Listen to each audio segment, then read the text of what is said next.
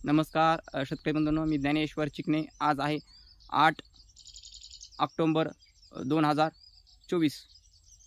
तर आपला पुढील हवामान अंदाज 12 ऑक्टोबरपर्यंत म्हणजेच 4 दिवसाचा अंदाज. त्यामध्ये आपण कोणत्या जिल्ह्यामध्ये किंवा विभागामध्ये जास्त स्वरूपामध्ये पाऊस पडण्याची शक्यता किंवा पाऊस न पडण्याची शक्यता आपण अंदाजामध्ये देऊ. आणि एक मोठा बदल होत आहे त्याच्यामध्ये. अरबी समुद्रामध्ये चक्रीवादळ निर्माण होत आहे. चक्रीवादळ निर्माण जर मोठ्या प्रमाणामध्ये झालं तर त्यामध्ये या आपल्या राज्यातल्या कोणत्या भागामध्ये जास्त स्वरूपामध्ये पाऊस पडण्याची शक्यता आपण या अंदाजामध्ये सांगणार आहोत. त्याचा परिणाम कुठपर्यंत होईल चक्रीवादळाचा किंवा न होणार हा आपण अंदाजामध्ये 12 तारखेपर्यंत अंदाज त्याच्यामध्ये आपण सांगणार आहोत. तर सर्वप्रथम चक्रीवादळ जे आहे ते चक्रीवादळाचा परिणाम जे आहे चक्रीवादळ अरबी समुद्रामध्ये होत आहे. त्याच्यामुळे त्याचा परिणाम म्हणजेच आपल्या आता सध्या पाहिलं आपण तर गरमीवर आणि ढग येण्यास सुरुवात झालेली आहे. तुम्ही काल पाहिलं असेल की ढग निर्माण झालेले आहेत, पण ते ढगातून अजून सध्या तरी पाऊस पडण्याची शक्यता नाही. आणि आपण आता पुढचा अंदाज म्हणजेच मराठवाड्याचा अंदाज.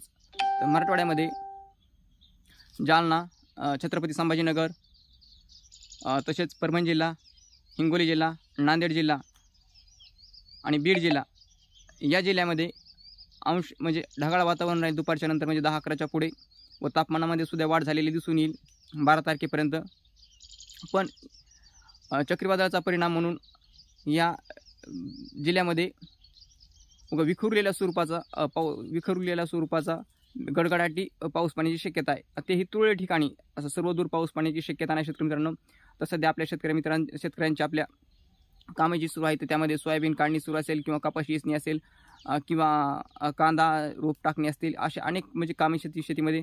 आणि आपल्या काही शेतकऱ्यांना पाऊससुद्धा पाहिजे आहे आणि काही शेतकऱ्यांना पाऊससुद्धा पाहिजे नाही.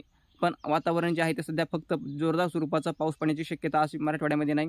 त्यामध्ये मराठवाड्यामध्ये म्हणले तर फक्त 2 जिल्ह्यामध्ये पाऊस जास्त शक्यता पडण्याची, जास्त म्हणजे ते पण सर्वदूर पाऊस पडण्याची शक्यता नाही. पण ह्या जिल्ह्याच्या मानाने म्हणजेच आपण जे आता जिल्ह्याचे नाव सांगितले त्या जिल्ह्याच्या मानाने थोड्या ते म्हणजे लातूरच्या भागामध्ये, लातूर आणि धाराशिवच्या भागामध्ये थोड्या, त्याच्यामध्ये पश्चिम आणि दक्षिण भागामध्ये थोड्याफार प्रमाणामध्ये पाऊस जास्त प्रमाणामध्ये पडण्याची शक्यता आहे. त्यामध्ये लातूरचा तुळजापूर आणि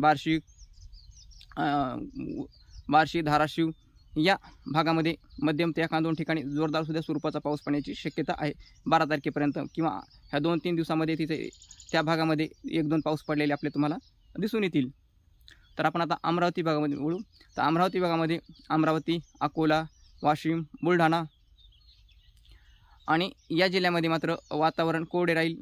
त्या जिल्ह्यामध्ये पाऊस पडण्याची शक्यता नाही. तिथं सुद्धा गरमीची लेवल जी आहे थोडी वाढलेली दिसून येईल व त्याच्यामध्ये ढगसुद्धा तुम्हाला आलेले दिसून येतील. आणि त्यामध्ये आभाळ जे आहे सकाळ म्हणजे 9-10च्या आसपास सकाळी आणि थोड्याफार प्रमाणामध्ये ढग तुम्हाला जमा झालेली दिसून, पण ढगामध्ये मात्र 1-2 ठिकाणी विखुरलेला स्वरूपात सुद्धा पाऊस पडू शकतो. पण एकंदर जर पाहिलं आपण त्या विभागामध्ये वातावरण कोरडे राहण्याची शक्यता आहे जास्तीत, म्हणजे जवळपास 95% भूभागामध्ये वातावरण कोरडे राहील. 2-3% भागामध्ये मात्र विखुरलेला पाऊस आपल्याला पडू शकतो.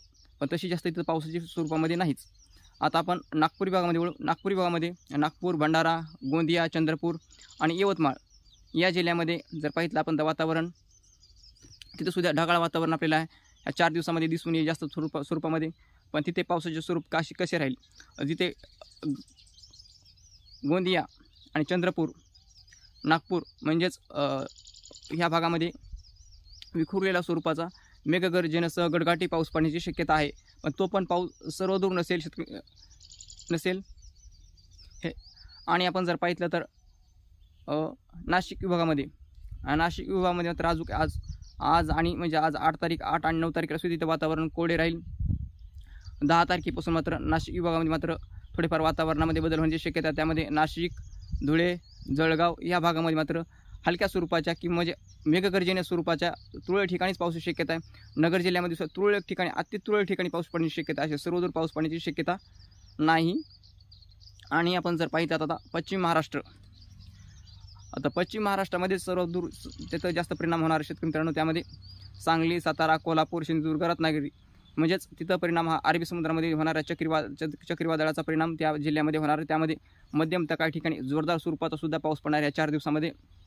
आणि त्या भागामध्ये जवळपास 50-60% भूभागामध्ये तिथं पाऊस पडण्याची शक्यता आहे. अरबी समुद्रामध्ये चक्रीवादळ निर्माण झाले त्यामुळे. आणि मुंबई, ठाणे इथं सुद्धा पाऊस पडण्याची शक्यता आहे.